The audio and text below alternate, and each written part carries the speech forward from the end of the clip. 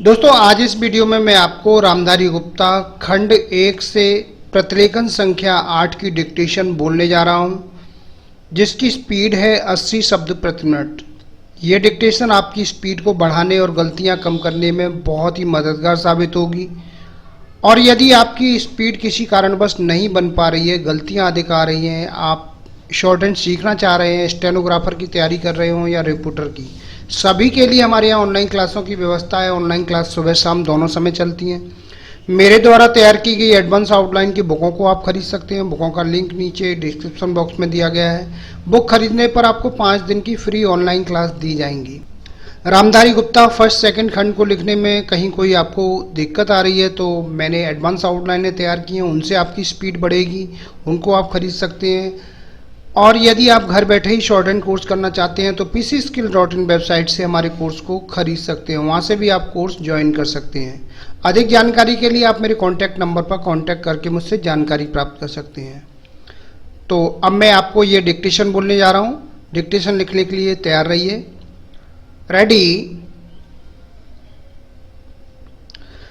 अध्यक्ष महोदय, आपने मुझे 10वीं पंचवर्षीय योजना पर बोलने का अवसर दिया।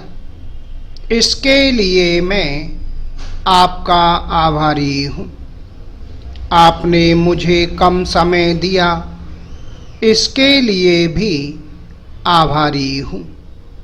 अभी मेरे से पूर्व कुछ सदस्यों ने हम पर यह आरोप भी लगाया कि हम योजना में विश्वास नहीं रखते। उन्होंने तो यह भी कहा कि हमारे चुनाव घोषणा पत्र में भी उनको इस बारे में कुछ नज़र नहीं आया।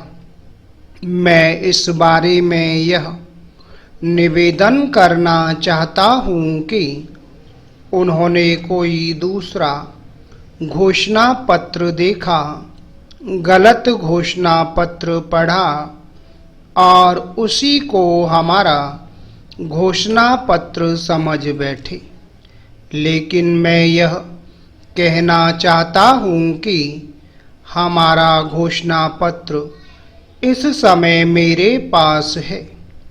इस घोषणा पत्र में हमारी घोषणा में योजना के बारे में स्पष्ट रूप से कहा गया है कि हम योजना पर विश्वास रखते हैं, लेकिन ऐसी योजना पर विश्वास नहीं रखते जो जनता के दुखों को दूर नहीं कर सकती, जो जनता के कष्ट दूर नहीं कर सकती। आज तक जितनी भी योजनाएं बनाई गई हैं, जिन्हें हम पहली पंचवर्षीय योजना, दूसरी पंचवर्षीय योजना और 10वीं पंचवर्षीय योजना आदि कहते हैं, और उन योजनाओं में हमने जो कुछ निर्धारित किया उनसे हम जनता के दुखों को दूर नहीं कर सके और जनता के कष्ट दूर नहीं हुए। इन योजनाओं के परिणाम भी हमारे सामने हैं।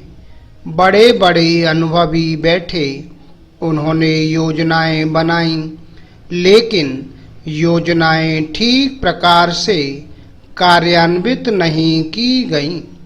उन योजनाओं में काफ़ी दोष थे, जिसके कारण ये योजनाएं लोगों के दुखों को दूर नहीं कर सकी। लोग दुखी ही रहे। Para change. मैं यहाँ पर कहना चाहता हूँ कि जो हमारी योजना थी उसका परिणाम क्या निकला। उसका परिणाम यही निकला कि हमारे रुपए का मूल्य कम करना पड़ा।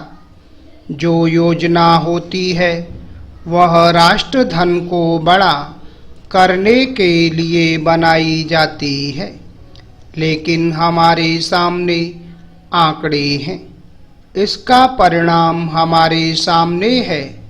हमने अब तक 9 पंचवर्षीय योजनाएं कार्यान्वित की हैं, लेकिन हमारी प्रति व्यक्ति आय में और जीवन स्तर में अपेक्षित वृद्धि नहीं हुई है।